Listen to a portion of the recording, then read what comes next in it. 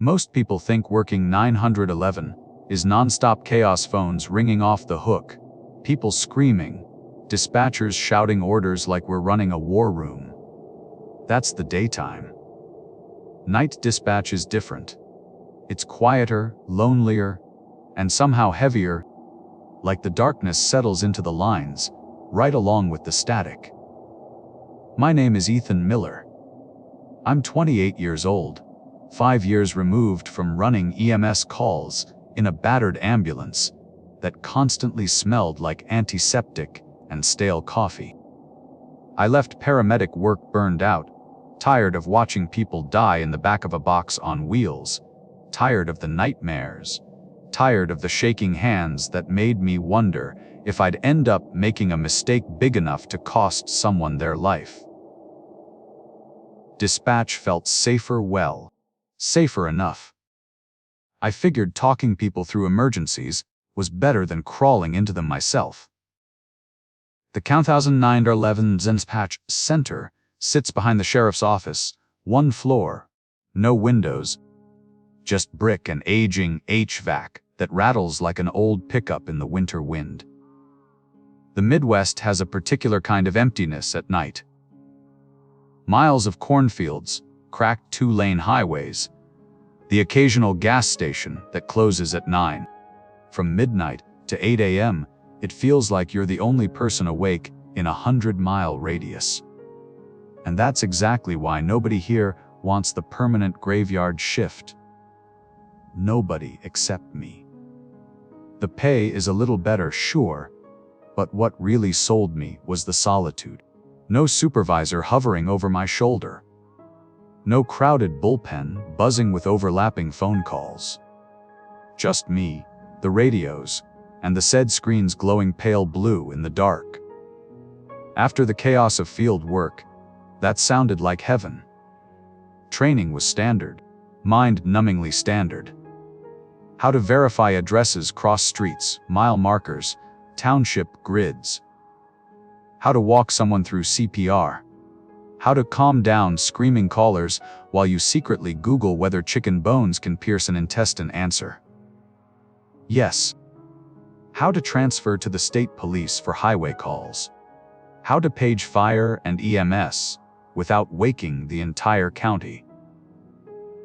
All of it delivered by HR reps who treated the job like assembling furniture from a manual, every step numbered, every phrase scripted, every outcome predictable if you just followed the protocol.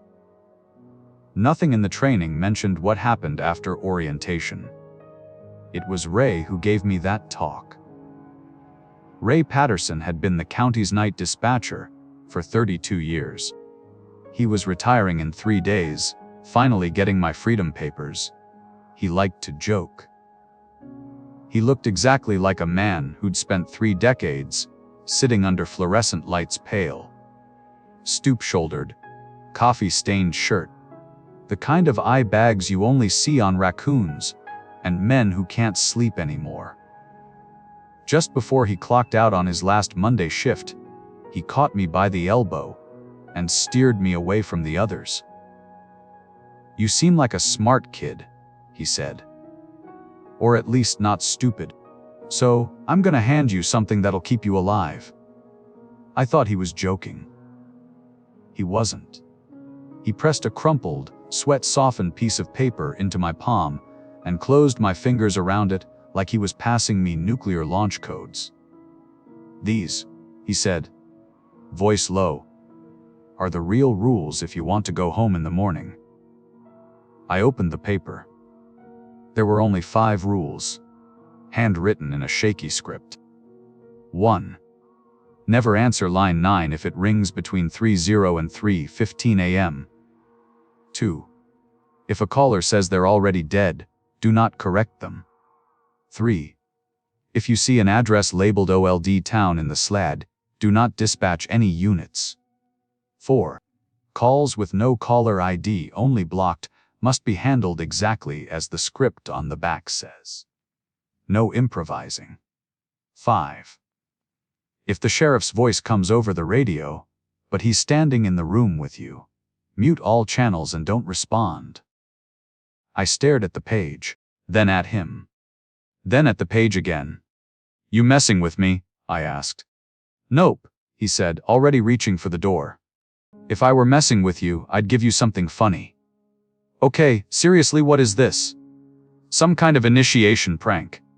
Ray paused in the doorway, and for a second, just 1 second, his expression changed. His face sagged, like a man hearing a gunshot he's heard too many times before. It's not a prank, he said. Just follow the rules. Don't argue with them. Don't try to fix anything. And don't let curiosity get the best of you. Then he walked out into the pre-dawn dark, leaving me alone in the dispatch center, with training manuals that suddenly felt a lot less useful.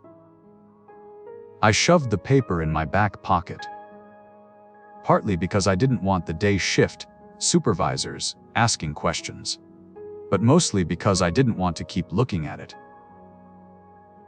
The ink felt wrong, like the letters had been pressed too hard into the page. I told myself Ray was cracked from 30 years of sleep deprivation. Dispatchers joke dark, we have to. It's how we survive the calls about suicides, crashes, and house fires. If Ray wanted to leave behind some creepy little treasure hunt as a retirement prank, fine. I wasn't going to lose sleep over it. That confidence lasted exactly 4 hours. My first night alone started slow.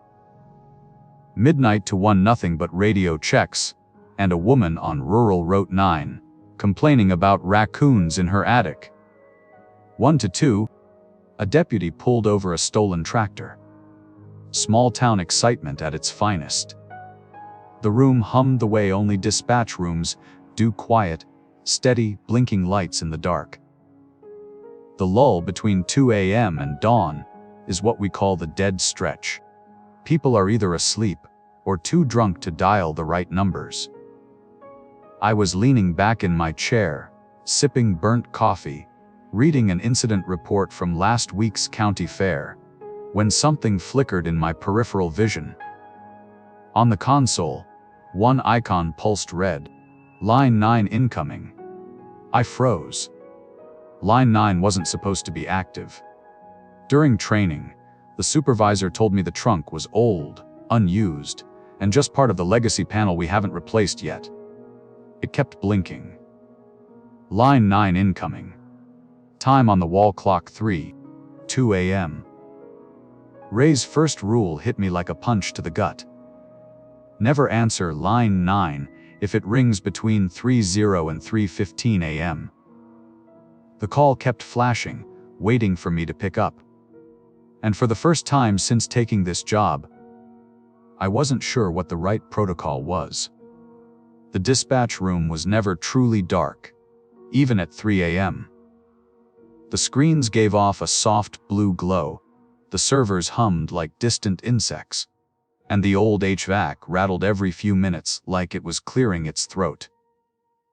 Most nights, the dead stretch between 2 and 4 a.m. was the closest you could get to peace in this job. That's exactly where I was mid-sip of burnt coffee when part 1 ended. When line 9 began flashing, a red square pulsing on my console. A line that doesn't get used anymore. A line Ray told me never to answer between 3:00 and 3:15 a.m. I stared at it, waiting for it to stop, waiting for someone else to walk in the door and take responsibility for this moment. No one did. Time on the clock, 3:03 a.m. My training said, every emergency line must be answered. No exceptions. Ray said never answer line 9. Not at that time. Protocol or superstition. I chose protocol. I hit accept. The call didn't open with breathing, crying, wind noise, none of the usual markers of a real 911 caller. Instead, a woman's voice came through instantly, like she'd been waiting for me to pick up. 911, what is your emergency? Not my voice. Hers. Calm. Even. emotionless, a perfect reading of a line she shouldn't be saying. "Ma'am," I said carefully. You called me. What's going on?" No answer. Just empty silence. Not quiet. Not frightened. Just missing something human. "Then there has been an accident." Same tone. Same rhythm. 2 persons trapped at the intersection of County Road 12 and Miller's Crossing. My stomach tightened. I knew that intersection nothing but open fields, an old stop sign, and darkness. I typed the location into SCAD. Nothing populated.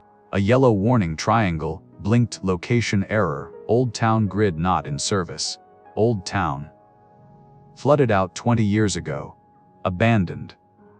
Ray's rules never dispatch units to anything involving OLD Town. My throat tightened. "Ma'am, I need to confirm. Are you with the victims? Are you safe?" "Yes. I am with the victims." The cadence was wrong, like words were stitched together from mismatched recordings. "Okay, what's your name?" Another pause. Then, in a slightly different pitch, "Ray Miller." My blood ran cold. My last name, and Ray's first. I hadn't spoken my last name once during my shift. Not to her. Not to anyone. "Ma'am, we're sending help. Stay with me." "Tell me, are they breathing?" "There has been an accident," she said again. But the final word accident came out twisted, layered with a glitchy undertone.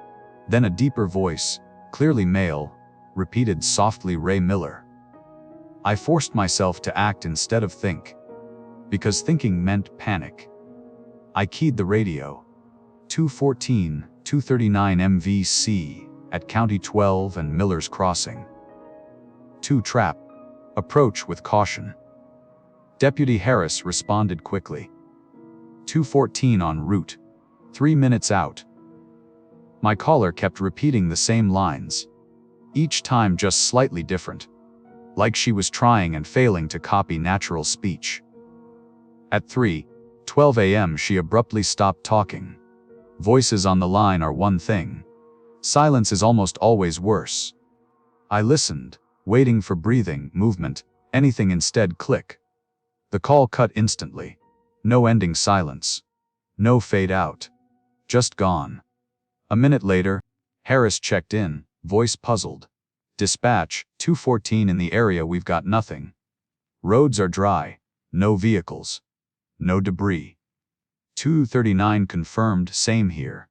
Intersection clear. No footprints, looks untouched." "But then hold up," Harris said.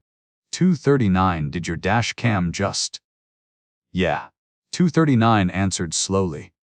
"It flickered something, a wrecked sedan maybe? Twisted frame. Lasted half a second, then gone." Both deputies reported seeing flashes of wreckage on camera, just brief enough that the brain convinces itself it imagined it. I tried to pull up the audio recording of the call. It should have been at least 10 minutes long. Instead, 10 seconds of static. No caller, no voice, no incident details. The SCAD auto log populated on its own call, origin line 9, sector Old Town, status unverified, do not pursue, sector decommissioned, 6/14/2004 flood event. My stomach dropped. The Old Town sector had been gone almost my entire life. The roads didn't exist anymore. The land didn't exist anymore. And yet line 9 had routed the call from there. As I stared at the screen, one more system-generated note blinked at the bottom of the incident log. Caller identified as Ray Miller. I sat back slowly, pulse pounding, the glow of the monitors suddenly feeling too bright and too cold. Ray hadn't been in dispatch for 6 hours. And the woman on line 9, whoever she was, hadn't been a woman at all. When I got home after the line 9 incident, I didn't sleep. Didn't eat. Didn't even turn on the TV. I sat on my couch with Ray's crumpled piece of paper, flattened between my fingers. Reading the rules over and over, like they were some kind of sacred text I'd ignored, and now had to memorize before the next test. Rule 2: if a caller says they're already dead, do not correct them. The paper had looked like a joke 24 hours ago. Now it felt like a warning I'd been too arrogant to take seriously. The old town reference matched exactly what the SCAD flagged during the phantom accident call. Ray hadn't been messing with me. He'd been trying to keep me alive. That thought sat heavy in my stomach all day. Just before my next shift, I dug into the digital archives, incident reports, misfiled logs, anything tagged with old town. Most had been written off as pranks or equipment malfunctions. Notes from dispatchers long gone. Caller claimed to be speaking from the flood. Hung up. Voice said he was dead, then line dropped. Static plus reversed audio. Location pinged old town sector. No units sent. Some reports were older than me. The pattern wasn't new. I just hadn't been told about it. By midnight, I walked into dispatch feeling like someone stepping into a dark room where the furniture had been rearranged. Nothing happened the first 2 hours. Normal calls. A drunk woman reporting her neighbor's rooster crowing too early. A deputy asking for a plate check. EMS confirming they were back in quarters. But around 2:30 a.m. a regular line lit up, line 2. Not line. A normal emergency line. ANI/ALI populated instantly, residence Maple Lane, caller George Halper, a real address, a real name. Everything looked normal, I answered. 911, what's your emergency? What came through wasn't panic. Not exactly. More like a man trying to speak while confused, breathless, and cold. Dispatcher, he whispered. I think I'm dead. My heart skipped. Not I'm dying. Not I need help. Just I think I died in my sleep. A trembling inhale. But then I woke up again. Rule 2 hit me like a slap. If a caller says they're already dead, do not correct them. Sir, I said, slipping automatically into my EMT instincts. You're talking to me, which means you're alive. You're likely having a panic attack. I need you to check your pulse. I tried. His voice cracked. Can't feel it. I'm cold. Everything's cold. Okay, that doesn't necessarily mean the house is wrong, he whispered. It's too quiet. The clocks aren't moving. I heard something behind him, faint, steady. Not breathing. A rhythmic sound. Ticking. But as I listened closer, it wasn't ticking forward. It was ticking backward. I swallowed hard. George, listen to me, you shouldn't lie to me, he said, suddenly clearer. Not at this hour. Sir, you're having a medical event. Stay with me. You are not. A deep static crackled through the line, swelling like radio interference, but sharper, metallic, like something pressing its ear right up against the line. Then the man spoke again, voice trembling. The street outside your window looks wrong too, doesn't it? My blood iced over. He began describing, with eerie calm, what he saw beside me, the poster behind you, the one with the fire escape diagram. I turned slowly. It was there. The blue mug on your left. My fingers tightened around it. The window beside your desk. Streetlight flickering. The streetlight wasn't flickering. Not until he said it. Then, outside the dispatch room glass, it fluttered twice like it was agreeing with him. I pressed my palm flat against the desk to ground myself. George, I said carefully, abandoning every bit of training I had, tell me what you feel. Are you safe right now? The static eased instantly. His voice softened. I think so. I think I just needed someone to listen. I forced my breathing to slow. I'm right here. Stay with me. This time, I followed Ray's rule. I didn't argue with him. I didn't tell him he was alive. I just listened. For 8 minutes. Mostly he talked about being cold, about how he couldn't hear the furnace, about how the clocks in the house were all stuck at 2:14 a.m. like the world had held its breath and refused to move forward. And then, as suddenly as a light going out, his voice faded. "I think I'm going now." "George." Click. The line cut. I dispatched EMS immediately. Medic 3. Respond Maple Lane for an unresponsive male. Caller reports cold extremities, possible cardiac arrest. They arrived 10 minutes later. The paramedic's voice crackled through the radio dispatch. "We've got a DOA. Elderly male. Estimated time of death at least 4 hours. He's cold to the touch. Rigor starting." I stared at the phone still glowing on my console. The call had lasted 8 minutes. The phone company's log confirmed that. But the 911 recording? When I hit play 12 seconds of audio. The rest static. Exactly like the line 9 call. I was staring at the empty waveform when my cell phone buzzed. "Unknown number." I answered. "This is Ethan." Ray's voice exploded through the speaker. "Are you out of your damn mind?" I froze. "Ray? You told him he wasn't dead, didn't you? You contradicted him. You never contradict them." "I didn't know you do know," he barked. "That's why I left you the rules. You don't drag them back toward here. You don't anchor them. Do you want them crossing over the line?" My throat tightened. "Ray, what line?" Silence on the other end. Then, in a tone that carried 30 years of fear, "The line between where they are and where you are. Don't pull them toward you. Don't let them notice you. And don't ever let them think you're trying to correct them." He hung up.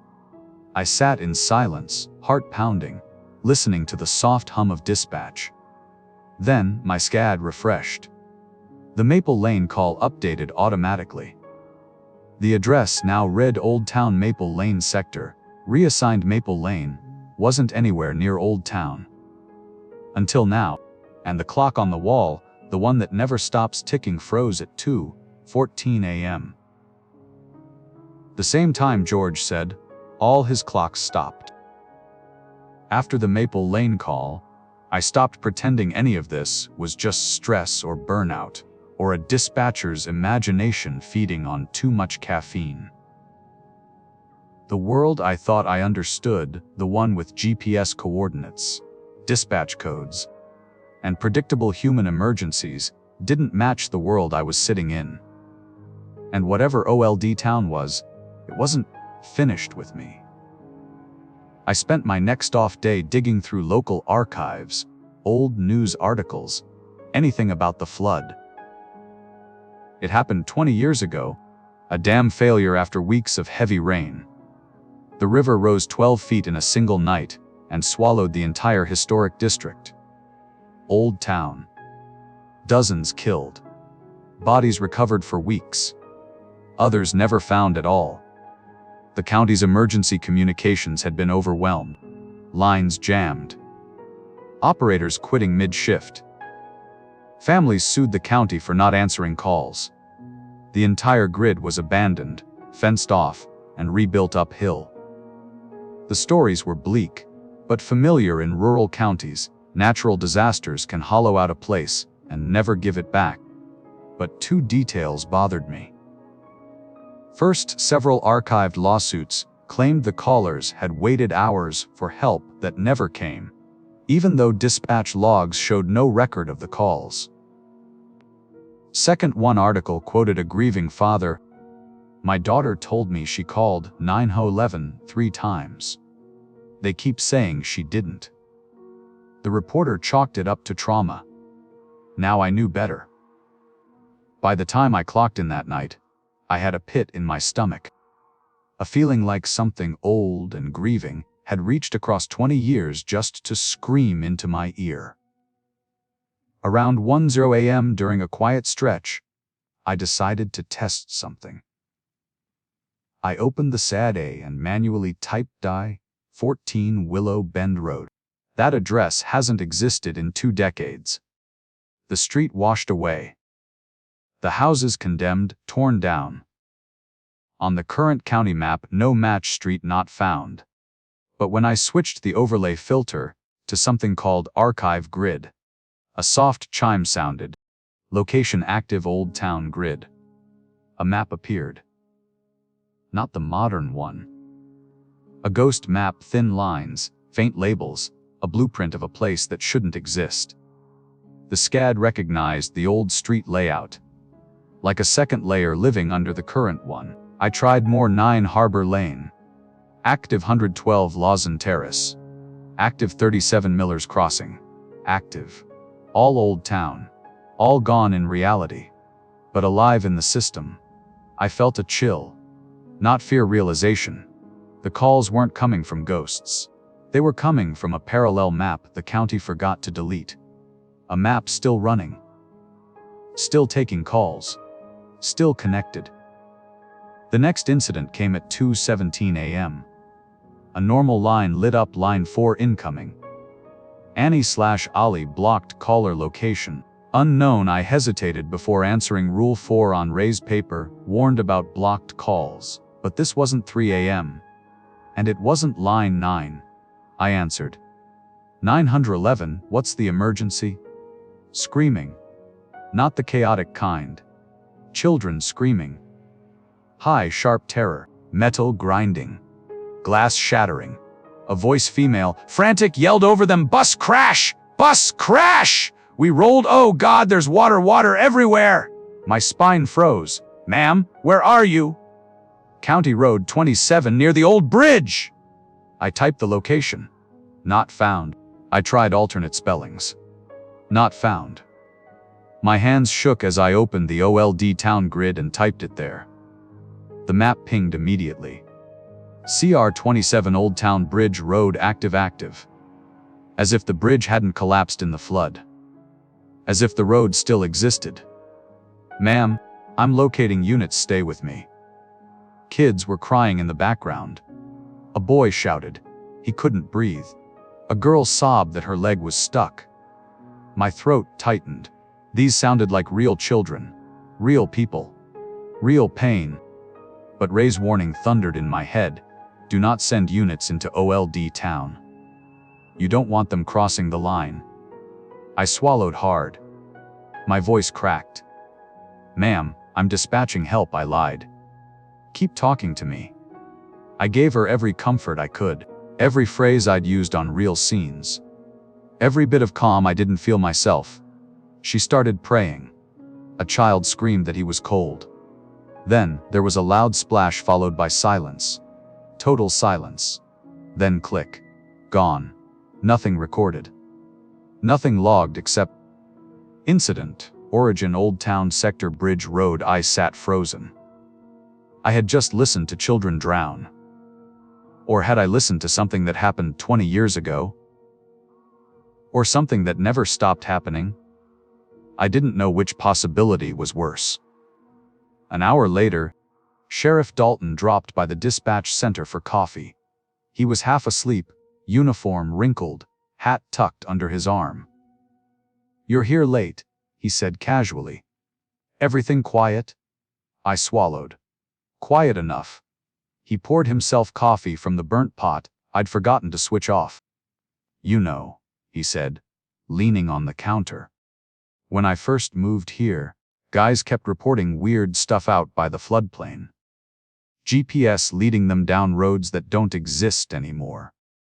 Streetlights showing up where there's nothing but swamp. Whole intersections mapped wrong." My heartbeat thudded. He continued, unaware he was confirming everything. Sometimes they'd swear they saw porch lights. Houses. Even kids playing. He chuckled. Turns out their GPS units were using the old grid data by mistake. He took his coffee and strolled back out. My hands were shaking so hard I had to grip the desk. He thought it was a bad GPS update. But I knew. It wasn't the GPS. It was the layer underneath. The one that wasn't supposed to still be running. At 4:11 a.m., I noticed a glitch on my monitors. The CAD refreshed. All active calls, real current ones flashed, disappearing for 1 second. Then they came back. But each one had a duplicate 134 Pine Street, and directly underneath it, 134 Pine Street, OLD Town. The subdivision only had 134 Pine Street. But now the system insisted there were 2. Call by call, address by address, duplicates formed. 9 West Maple, RD9. When Maple, RDOLD Town, 227, Orchard Lane 227, Orchard Lane OLD Town. The screen flickered like 2 maps were sliding over each other, trying to merge. For a terrifying second, the 2 layers aligned so perfectly, I saw double versions of the entire county, 2 grids, 2 sets of roads, ghosting over each other. Then the system blinked again. The OLD Town duplicates vanished. Everything returned to normal. Except my pulse. It didn't settle for minutes. The last thing I saw before the glitch cleared completely was a tiny note at the bottom of the said warning. Grid overlay error layers, merging. I leaned back, staring at the monitors. OLD Town wasn't just calling. It was getting closer. Ethan learned something important after the Old Town glitch. It wasn't just phone lines that carried impossible signals. The radios did too. And Ray's 5th rule, the one Ethan had laughed at the first day, now felt like a loaded gun, pointed at the back of his neck. If the sheriff's voice comes over the radio while he's standing in the room with you, mute all channels. Do not respond. He had reread that line a dozen times. Now he was about to understand why. It was a slow night, one of those dull, harmless Midwestern shifts, where the most dramatic thing was a raccoon breaking into someone's trash and a drunk guy calling 911 because his girlfriend changed the Netflix password. Around 1:40 a.m., Sheriff Mark Jensen stopped by the dispatch center. He did that sometimes. Small county, small office.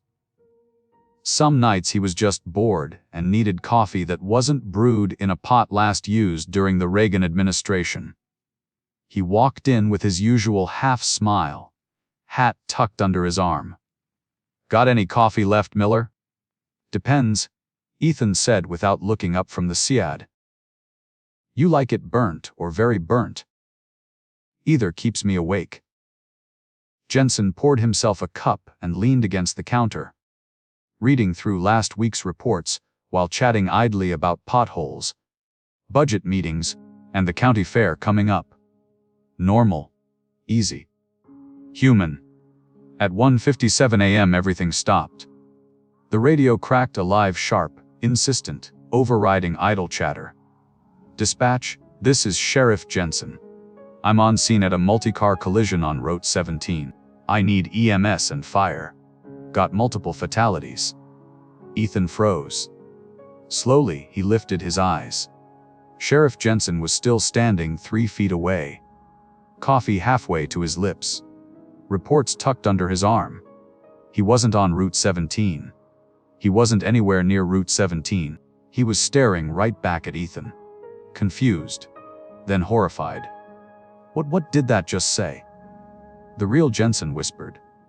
The voice on the radio continued, calm and familiar. 3 vehicles involved. 1 ejected. Possible entrapment. Heavy smoke. I need traffic blocked from the northbound lane. Same cadence. Same phrasing Jensen always used. Even the slight rasp he got when talking too fast. Ethan's blood turned cold. This wasn't a mimic. This wasn't a glitch. It was Jensen's actual voice, perfectly duplicated. "Sheriff," Ethan said quietly. Jensen didn't answer. He put his coffee down very slowly, then leaned toward Ethan, speaking through clenched teeth. "Mute it. Don't you dare answer it." Ethan slammed the mute button on all channels. The radio continued broadcasting, unaware or uncaring that no one was responding. Dispatch, do you copy? I need eater on fire. Repeat multiple fatalities. We've got children in one of the cars. Jensen's face drained of all color. That's the Johnson crash, he whispered. 12 years ago. Route 17. Drunk driver hit a family head-on. Worst scene I ever worked. The voice kept talking, detailing injuries, repeating the exact statements Jensen had written in his report in 2012. Only clearer, more current, more alive. Ethan swallowed hard. It sounds like it's happening now.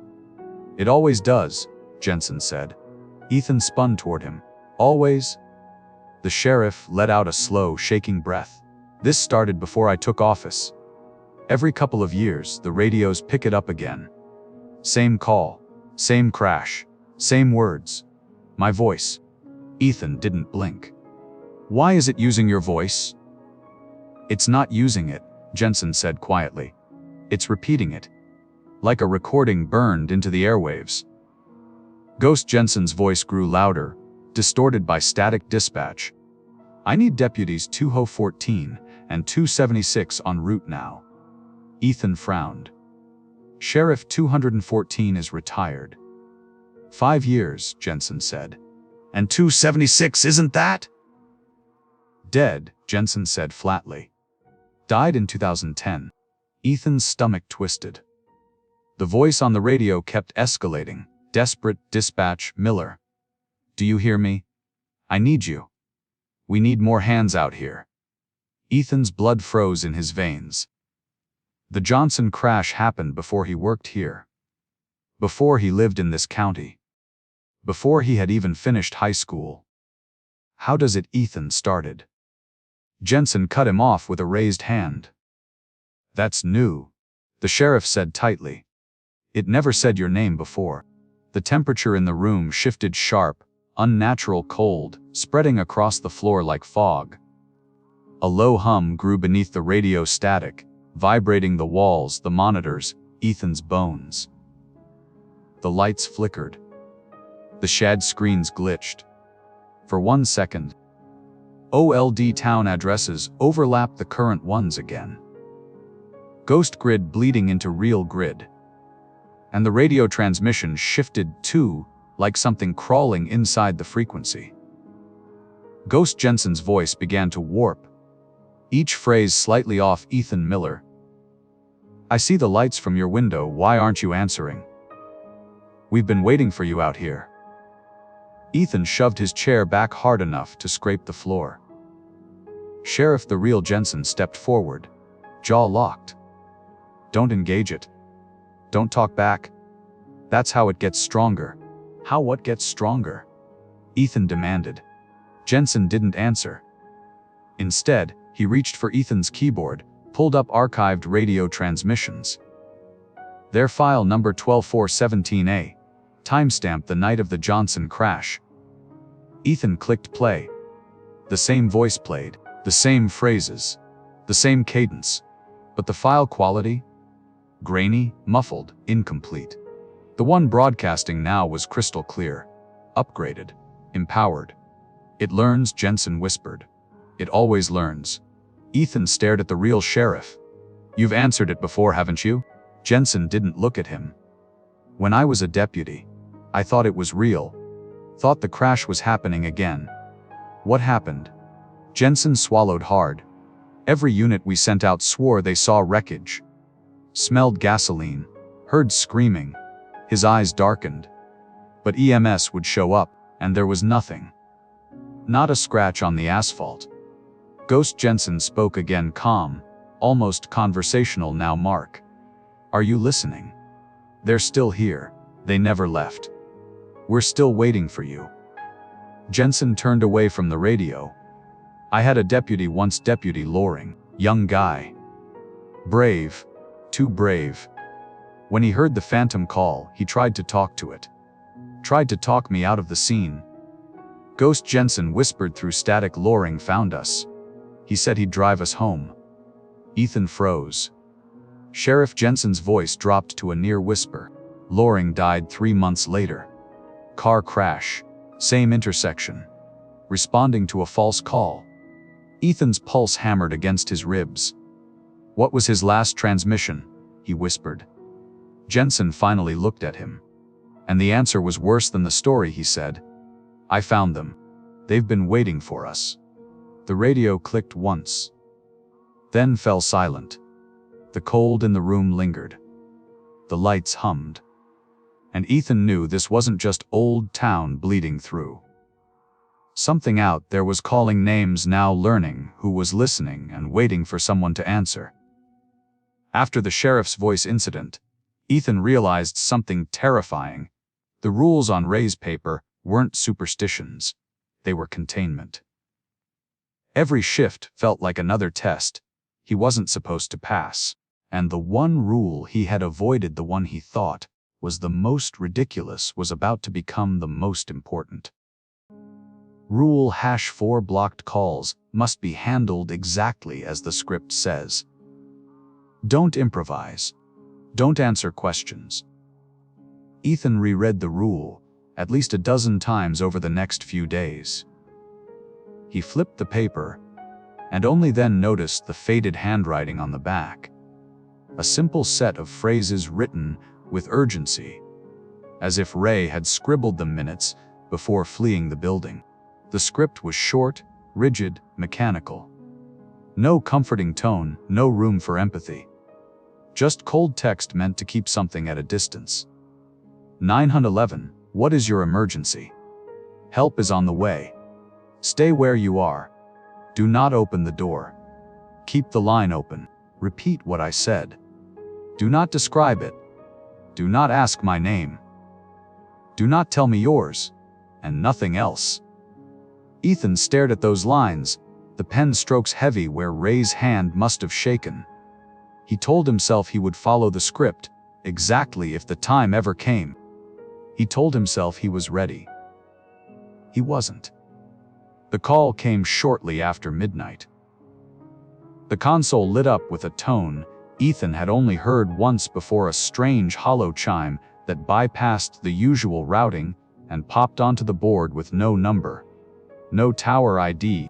Nothing but the words blocked unknown network. His chest tightened. He forced himself to breathe, picked up the headset, and answered exactly as the script instructed. 911, what is your emergency? For a moment, there was faint breathing, shaky and uneven. Then a small voice cracked through, a boy 7, maybe 8. Mr. Something's outside our house. Ethan felt a cold shiver travel down his back. He stayed with the script. Help is on the way. The boy sniffed hard, voice trembling.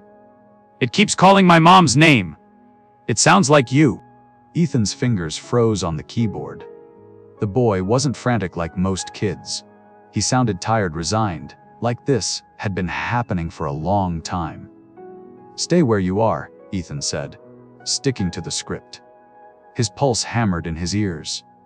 We're in the hallway, the boy whispered. Mom says not to look at the windows anymore. Something heavy shifted in the background. A dragging noise, wet, slow, as if something massive was pulling itself across the driveway. Gravel crunching. Wood scraping. Breath far too close. Do not open the door, Ethan said, voice barely steady. The boy whimpered. It's coming back. The dragging grew louder, closer. Something exhaled a thick, watery sound that made Ethan's stomach flip. Then the boy asked the question Ray had warned him about. Are you in our town too? Are you close? Please tell me. The words slipped through Ethan's defenses. His instinct was to reassure him. Tell him who he was. Tell him where he was. Tell him he wasn't alone. He almost said, yes, this is County 911. But he caught himself, throat tight, and forced the script back out. Someone is on the way. The boy didn't sound relieved. If anything, he sounded disappointed. No one ever gets here, he whispered. We keep calling. People try. We see their lights sometimes. But every time they almost arrive, something eats the road. Ethan sat up straight, breath catching. He didn't finish the thought. A violent burst of static cut through the line. The dragging noise sharpened, now unmistakably on the boy's porch. A slow climb, a shift of weight, something testing the wood. The boy's voice trembled. It's calling again. It's using your voice. And then Ethan heard it too. A faint echo of his own tone, just outside the boy's microphone range, whispering something he couldn't quite make out. He gripped the desk until his knuckles whitened. He had to stay on script. He had to. Keep the line open, he said carefully. That's when everything changed. The boy began repeating Ethan's earlier phrases, but not the ones from this call. Phrases Ethan had said on different nights. Domestic disturbances. Medical calls. Traffic stops. The boy repeated them with eerie precision, as if someone was feeding lines into his ear. It's okay, I'm right here. Breathing sounds normal. Units are en route. All right, deep breath for me. Every one of them Ethan had said before. Exact tone, exact rhythm, exact pauses. Words he didn't realize he said the same way every time. His voice was being mimicked from multiple nights at once, stitched into the boy's trembling speech. Then the dragging stopped. Total silence filled the line. The boy inhaled once, sharply. And then he spoke again, but it wasn't his voice anymore. It was Ethan's. Perfect. Unbroken. Calm. As if Ethan were speaking into another version of himself. I knew you'd slip eventually. The call disconnected. Ethan ripped the headset off. Hands shaking, he pulled up the recorded call. The system played back 10 seconds, just like all the others, thin static, faint breathing, nothing else. But behind the static was something new.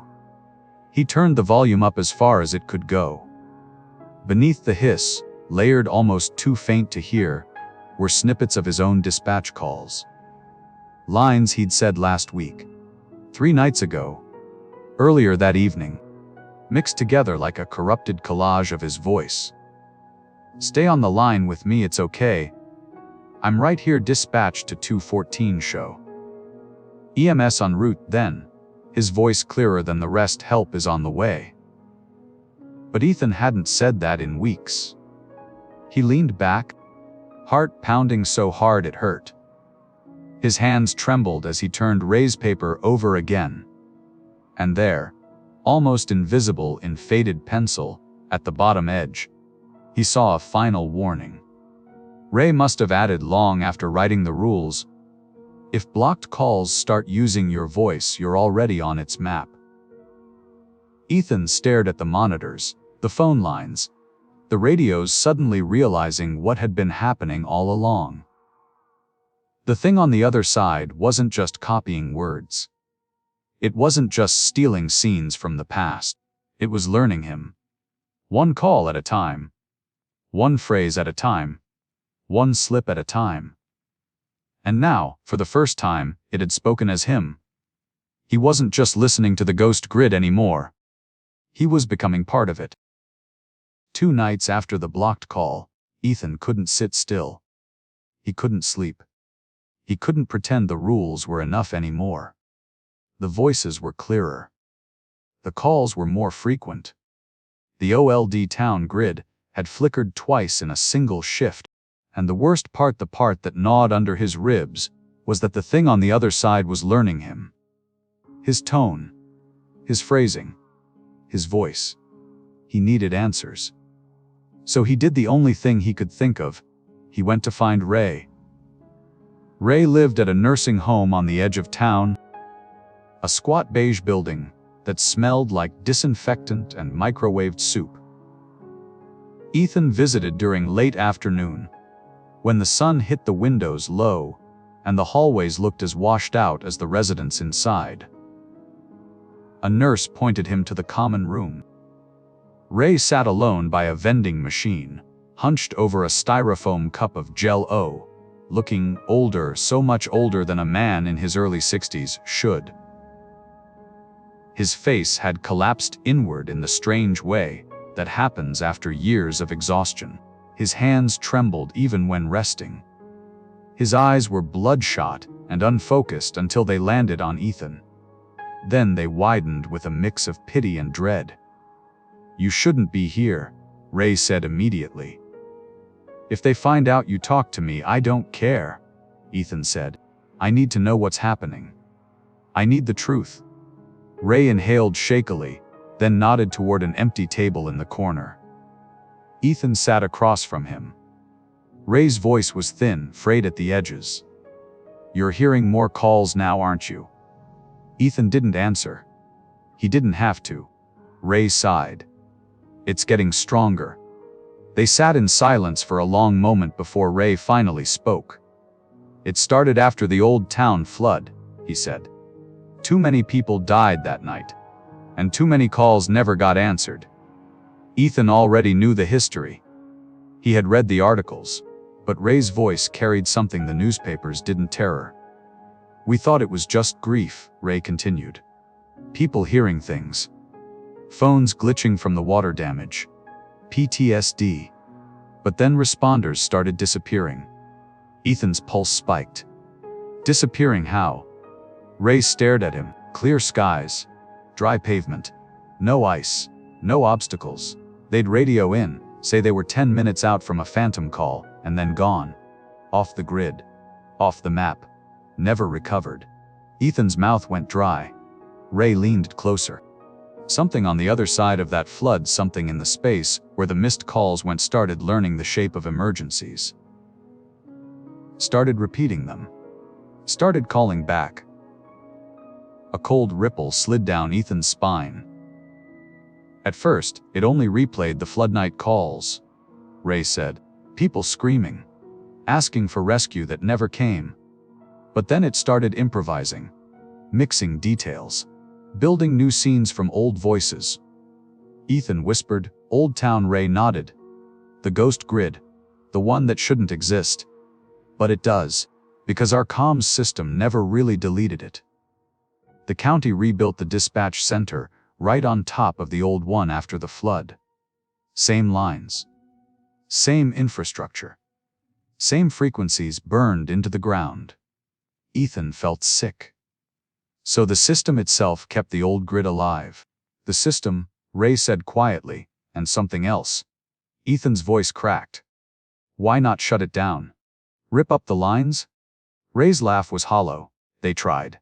County, state, even people from DC. Came in with trucks, engineers, tech teams, all sorts of equipment I'd never seen before. Every time they disconnected a trunk or tried to cut a line, calls got worse. Louder. Closer. Like whatever was in Old Town knew we were trying to shut the door." "What did they do?" Ray's face hardened. "They cut a deal. Or maybe deal isn't the right word. More like an arrangement." Ethan leaned in. "What kind of arrangement?" "They decided the safest solution was containment," Ray whispered. "Not shutting it down, not fighting it. Contain it inside the old town grid. Keep it fed just enough, so it doesn't bleed into the new town map." Ethan blinked in horror.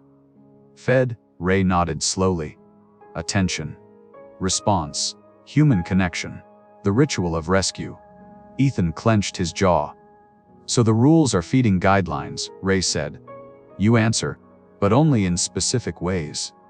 You acknowledge, but never give too much. You respond, but never help. Enough to keep it circling the old town layer. Not enough to let it walk into ours." Ethan felt cold. "Dispatchers aren't call takers," Ray said. "We're anchors. Human anchors keeping the thing from surfacing."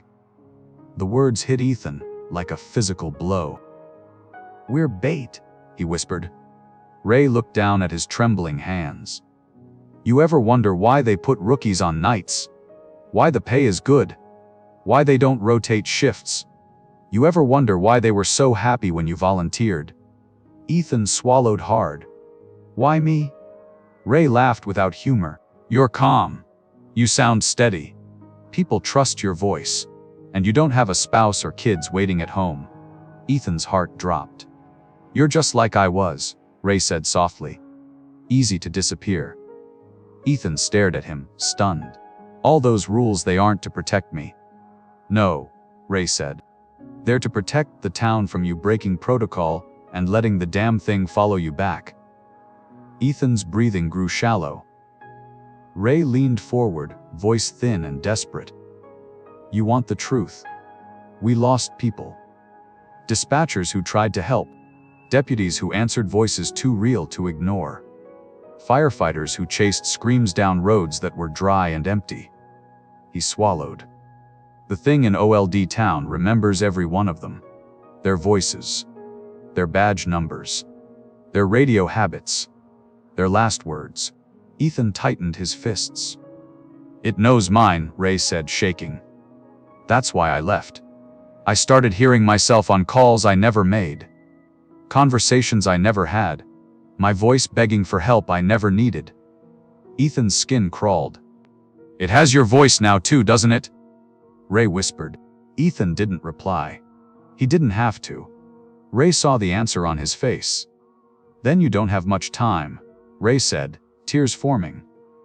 The rules only work as long as the entity stays inside its map. But lately his voice cracked. Lately it's been pushing, sniffing around the edges, testing the strength of the barrier. The overlapping grids, Ethan whispered. The calls getting clearer. The blocked voices learning me. Ray nodded slowly. If it's learning you specifically, he took a long, shaking breath. Then it's getting ready to move. The fluorescent lights above them flickered just once, too quick to be a coincidence. Ethan felt the air shift. It wasn't just calling from OLD town anymore. It was reaching. Ethan, Ray said, gripping his arm with surprising strength. Whatever you do, don't let it use you as a doorway. Ethan pulled his arm back, pulse pounding. The rules had held for 20 years. But now, he wasn't sure the rules were enough. Not anymore. The anniversary storm rolled in just after midnight. Lightning crawled across the clouds like veins. Rain slammed the dispatch center windows in sheets. Wind shoved against the building hard enough that Ethan felt each hit through the floorboards. Every shift had taught him something new about fear, but tonight felt different, charged, electric, like the air itself was waiting. Anniversary nights always hit counties hard. People drank. People fought. People crashed their cars in ditches that hadn't existed 20 years ago. But tonight, the phones weren't just busy. They were alive. By 1:30 a.m., Ethan was juggling 4 active domestic calls, 2 wrecks, 1 house fire, and a cardiac arrest on the west side. At the same time, OLD town calls were bleeding through voices drowning in water that had dried decades ago, screaming from roads that hadn't existed since the flood washed them away. He bounced between 2 worlds, 2 grids, 2 realities colliding on his console. The storm worsened. The power flickered. The radios hissed like they were breathing. By 2:57 a.m., Ethan's hands were shaking from adrenaline and exhaustion. His headset felt welded to his skull. The building hummed. The sked map glowed too brightly, like every screen was overheating. At exactly 3:00 a.m. everything changed. Every line on the board lit up. Not sequentially. Not staggered. All at once. The console rang with a sound he'd never heard before, an overlapping, discordant chime that vibrated the desk. Line 9 flashed red. At the same time, blocked unknown network flashed yellow. Perfect sync. Every radio channel hissed, building into a low, harmonic whine that set Ethan's teeth on edge. He tried to answer line 1. The system refused. Tried line 5. Nothing. The board forced his hand. It let him answer only one line 9. He braced himself and picked up. 911, what's your emergency? Silence. Then his own voice. It's 3:22, the voice said calmly. I need help. Something got into the building. Ethan's stomach dropped. He checked the corner of his monitor, 3:1 The voice was calling from 20 minutes in the future. The version of him on the call sounded exhausted, rattled, shaking but steady enough to describe what he saw. The monitors are dark. The doors are shaking. There's water on the floor. I'm still at the console, but I'm not alone anymore. Lightning illuminated the windows. The real monitors in front of Ethan flickered only for a second, but enough for him to see his reflection distorted on the screen. He forced his voice to stay calm. Who is this? The future Ethan answered instantly. You know who it is. Stop asking questions you already know the answer to. The storm hammered the building. Thunder rolled like something massive shifting in the sky. On the blocked line, the second call forced itself through, without Ethan touching anything. A child's trembling voice came on the same boy from the earlier night. But now he wasn't crying. He was repeating Ethan's words from the line 9 call, with a half-second delay, like an echo trapped in a broken hallway. It's 3:22. I need help. Something got into the building. The two calls overlapped, layering Ethan's own voice with the boy's delayed mimicry, creating a warped duet that made the hairs on Ethan's arms rise. He tried to hang up. The console locked. He tried unplugging the headset. The system reconnected it automatically. Two grids lit up on the SLAD, the current county and OLD town, both glowing simultaneously. Incidents populated both maps at once. Two versions of the same streets. Two sets of addresses. Two realities bleeding into each other. Ethan stared as the OLD town map widened, pixel by pixel, like a mouth opening. The entity wasn't just copying calls, it was climbing the lines. Climbing the grid. It wanted inside. The future version of his own voice whispered, you need to prepare them. You need to tell them the rules. You need to make sure the next one sits where you're sitting. Ethan's blood ran cold. The voice wasn't asking for help. It was performing. A script. A lure. Something meant for the dispatcher who came after him. The blocked child echoed the words again. The next one, they'll sit where you're sitting. Ethan slammed his hand onto the console, trying to force a manual shutdown. The system rejected every command. The lights dimmed. The building groaned. The old wiring behind the walls buzzed like a hive waking up. On line 9, the future Ethan's voice dropped to a whisper. You know what they built this place for. You know what you are.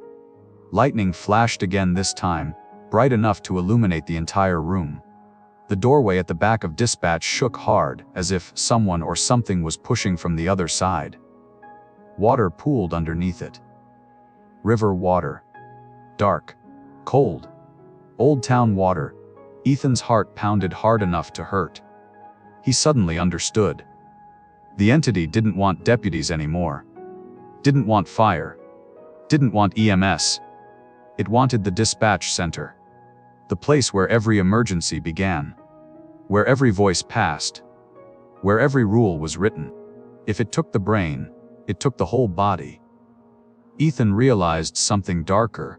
The voice on line 9 wasn't a warning. It was a rehearsal. A performance to be played for whoever came next. Unless Ethan stopped it. He had two choices: follow the rules, stay seated, log every detail, let the entity feed, but remain contained within OLD town, hoping the next dispatcher followed the rules too. Or break protocol, shut down the system, cut the lines, sever the map and risk unleashing the entity completely, or trapping himself with it. The storm raged. The building trembled. The water kept rising. We never see his decision. We only see what he leaves behind. Minutes later, maybe hours. Time didn't feel real anymore. Ethan wrote a single new line on Ray's old paper, in firm, shaking handwriting. If you ever hear my voice calling from this console, and I'm not in the room with you, do not answer. He folded the updated rules, taped them under the console. A quiet resignation settled into his shoulders. As he walked toward the door at the end of his shift, hands still trembling, eyes hollow from everything he'd heard, line 9 began to ring. A single, steady, unwavering tone. Red light blinking. The storm rumbling. Ethan froze, one hand on the doorframe. Line 9 rang again. And again. He didn't move. The story ends there. The camera would cut just as that red light kept flashing, waiting, calling, learning. Waiting to see who would answer next.